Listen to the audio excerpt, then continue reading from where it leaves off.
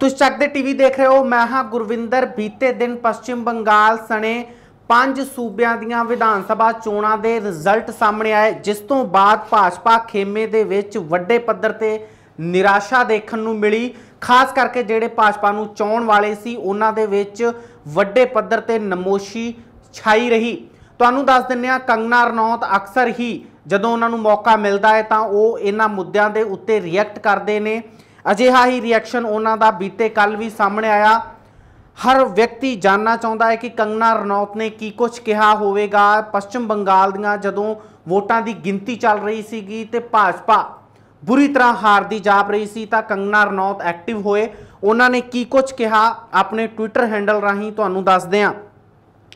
पहला ट्वीट किया कंगना रनौत ने, उन्होंने बंगलादेशी ते रोहिंग्या नूं कहा कि ये बेस्ट मतलब कि बिगेस्ट स्ट्रेंथ सीगे ममता बनर्जी की जित दे विच। उन्होंने बंगलादेशियों नूं ते नाल ही रोहिंग्या नूं दोषी ठहराया, इहदे विच दोषी ठहराया कि उन्होंने ममता बनर्जी नूं वोट दित्ती है।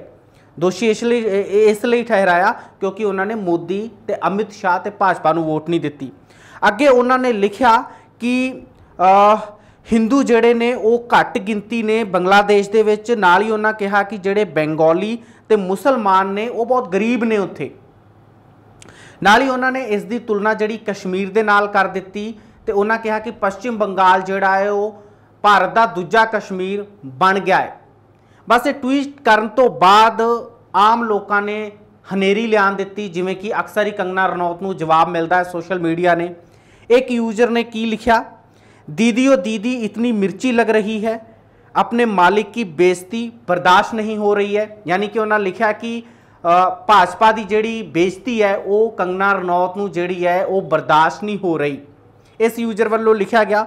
इन्ना ही नहीं, उस तो बाद कंगना रनौत दे इस ट्वीट दे रिप्लाई दे विच एक होर शख्स वालों ट्वीट किया जाता है, रीट्वीट किया जाता। उन्होंने वो लिखते हैं, तुम इस कुंठा से बाहर नहीं निकल सकती। यानी कि जड़ी एक कुंठा है उस तो तुसीं बाहर नहीं निकल सकते, क्योंकि जड़ी एक पीड़ा है, जड़ा एक दर्द है भाजपा के हारन का, उस तो बाहर आने की गल की जा रही है इहदे विच।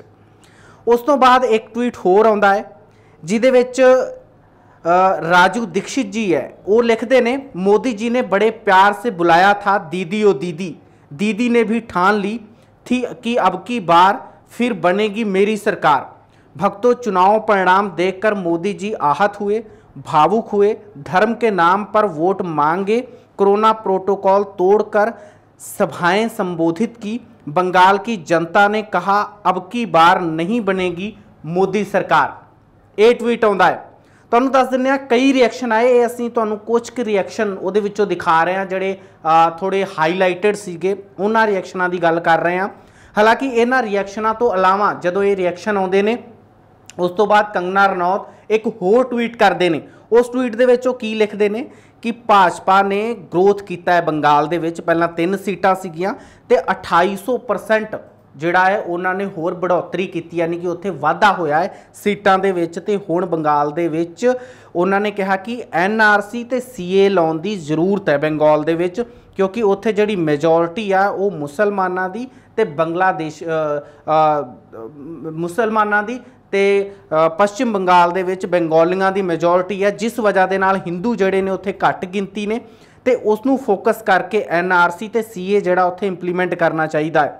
ते उन्हां ने मोदी ते अमित शाह दे काम दी सराहना भी की, वाहवाही भी की। तुहानूं दस दिंदे हां कंगना रनौत कोई पहली बार नहीं कर रहे, अक्सर वो अजिहा करते हैं। जदों ये ट्वीट करते हैं कंगना रनौत तो उस तो बाद इस ट्वीट के बाद रिएक्शन की होंदे ने वो तुहानूं दिखाउने आ।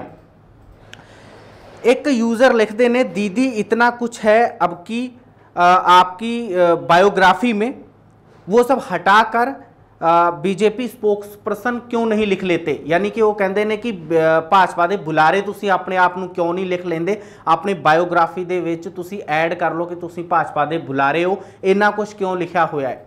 यानी कि रिएक्शन ये तुहानूं कुछ क रिएक्शन असीं दिखाए आ, जबकि इस ट्वीट तो बाद काफ़ी रिएक्शन आए तो तुसी देख सकते हो। कंगना रनौत ਭਾਜਪਾ ਦੀ ਹਾਰ ਤੋਂ ਬਾਅਦ ਪੱਛਮੀ ਬੰਗਾਲ ਦੇ ਵਿੱਚ ਜਿਹੜੀ ਭਾਜਪਾ ਦੀ ਹਾਰ ਹੋਈ ਹੈ ਉਸ ਤੋਂ ਬਾਅਦ ਬੇहद ਖਿਸਿਆਈ ਹੋਈ ਹੈ ਤੇ ਉਹ ਆਪਣੀ ਖਿਸਿਆਹਟ ਦੀ ਜਿਹੜੀ ਉਹਨਾਂ ਦੀ ਤਲਖੀ ਹੈ ਜਿਹੜੀ ਉਹਨਾਂ ਦੀ ਉਹ ਟਵੀਟ ਦੇ ਰਾਹੀਂ ਸਾਹਮਣੇ ਆ ਰਹੀ ਹੈ ਤੇ ਉਸ ਤੋਂ ਬਾਅਦ ਸੋਸ਼ਲ ਮੀਡੀਆ ਤੇ ਉਹਦਾ ਰਿਐਕਸ਼ਨ ਕੀ ਹੋ ਰਿਹਾ ਉਹ ਤੁਹਾਡੇ ਤੱਕ ਲੈ ਕੇ ਆਏ ਸੀਗੇ।